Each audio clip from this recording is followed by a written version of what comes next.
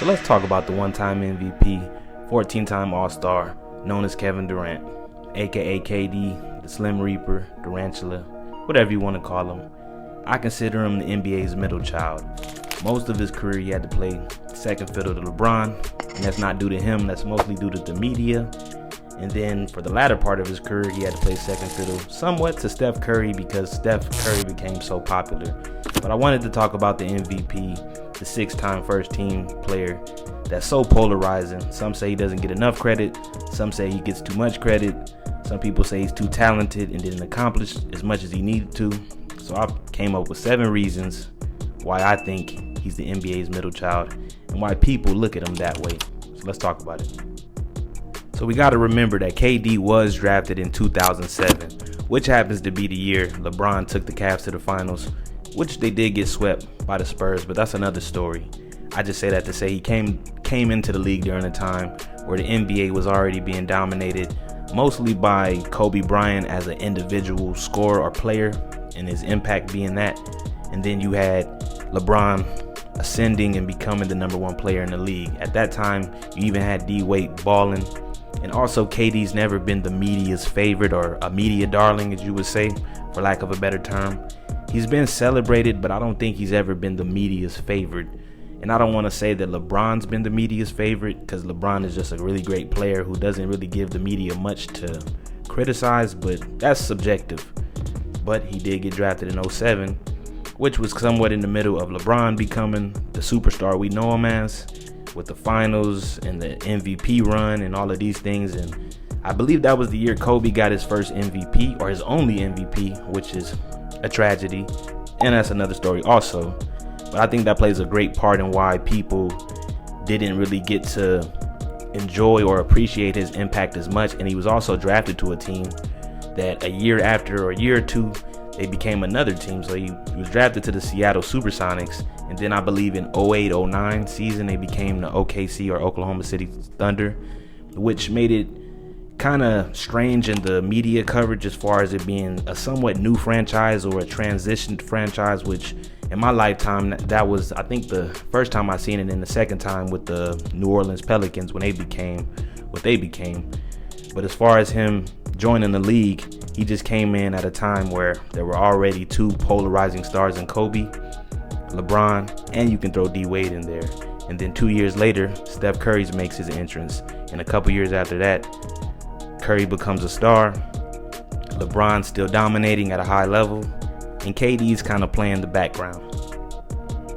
Now, you may not agree on some of these points. Let me know in the comments. But first, let's talk about him joining a super team, or forming the super teams he formed. Now, you could give that whole super team trend to either the 08 Celtics, the 2010 Heat. It's not just KD, but of course with KD being the case subject for today's video, what do you guys think?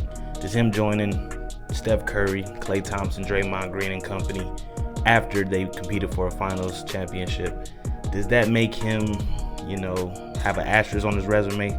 Because you could honestly say that started a trend that'll never end. A lot of teams are now super teams, or they at least have 2 or 3 superstars, and you could say LeBron was maybe one of the first people to recognize he's going to need more superstars on his team, not just stars or shooters or 3-and-D defenders, stretch fours. He needs stars, other franchise players to come, join a team and win multiple championships.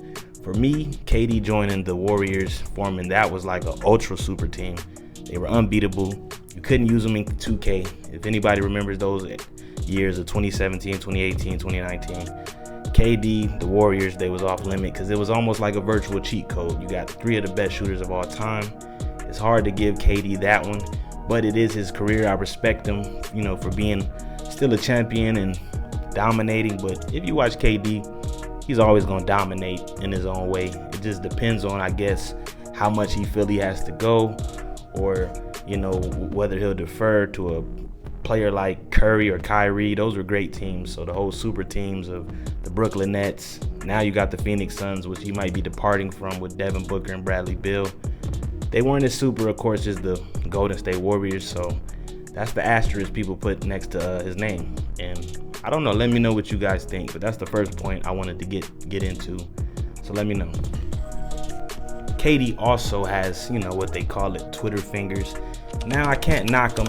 He's one of the first and only athletes who's been discovered to have a burner account to argue with internet trolls. As you know, the internet could be a ruthless place, a very anonymous place, but KD does have multiple burner accounts. He's made it known. It's clear he likes using social media. Now, that's one of those personal things. You may not care for social media, so you may not care for him being on these accounts arguing with people about his greatness, but it makes for an interesting conversation when you talk about whether he's one of the greatest. Because some people have this narrative, if you're one of the greatest, you don't need anybody to defend you other than the stories the media is going to make. But in an era where you can do your own social media and have your own voice separate from a media interview or ESPN or companies of that sort, what do you think about it? I think as far as having Twitter fingers, that was just the first time I seen it, so it was kind of shocking. Not crazy, but it was surprising to see somebody as successful as KD has a burner account to comment to people. But sometimes people do go too far, so as far as him having burner accounts, I don't know if he uses them anymore. Maybe so. He's aged since then, probably matured and doesn't care as much. But people say he can't be one of the greatest. He'll never be one of the greatest because he's not as confident. I don't know about that. He's made it very far in his career, so you don't get as far as KD without confidence. But the whole arguing on Twitter, making posts for fans, the debate, and you're going back and forth with people, that is kind of funny. It's just very entertaining. But shoot, I don't know if that cancels him out of the conversation. Maybe in the future people will include him in the conversation of greatest of all time. But as far as him defending his own honor on social media and then joining super teams, those are two of the points that take away from his greatness. So let's kick off point number 3.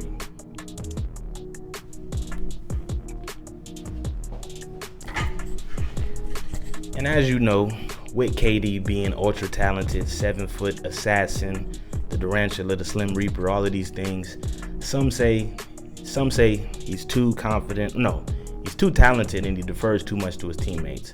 Now, that's something you can argue because LeBron does defer to his teammates, but he does it in a way that's more effective, you could say, than a Kevin Durant. Usually when LeBron defers to one of his teammates, it's a better shooter, or I don't want to say a more informed basketball decision, or maybe it is a decision based on IQ because they both defer, but they'll both take the last shot in the game. But as far as with KD, you feel like he should always take the last shot. He should always take the lead, the steering wheel. He should be the best player on the court at all times. A 7-foot player that's no one's been able to really guard. You've had a few players slow him down, like Tony Allen when they were playing the Grizzlies. The Grizzlies Thunder playoffs with in 2013. That was a great matchup. And it did show that you can somewhat slow KD down, but he's too dominant to actually just stop. It's like a Michael Jordan effect or a LeBron. You're not going to completely stop these players. Now, LeBron, he's been slowed down to a great extent as far as when he played the Mavs in 2011 for the finals. But with KD, they do say that he defers too much as far as him being 7 foot, can shoot from anywhere on the court. He can handle the ball somewhat like a guard. He's very agile, even in his older age. No one can defend him, so that is one of the points people give when they say KD's like the NBA's middle child. Some people think that's a derogatory term, but I just think it represents his position in the family tree when you talk about the legendary players who we give a lot of acclaim to and respect and acknowledge as generational talents. KD is definitely underserved in that category. In reality, next to LeBron or Giannis, he's a prototype.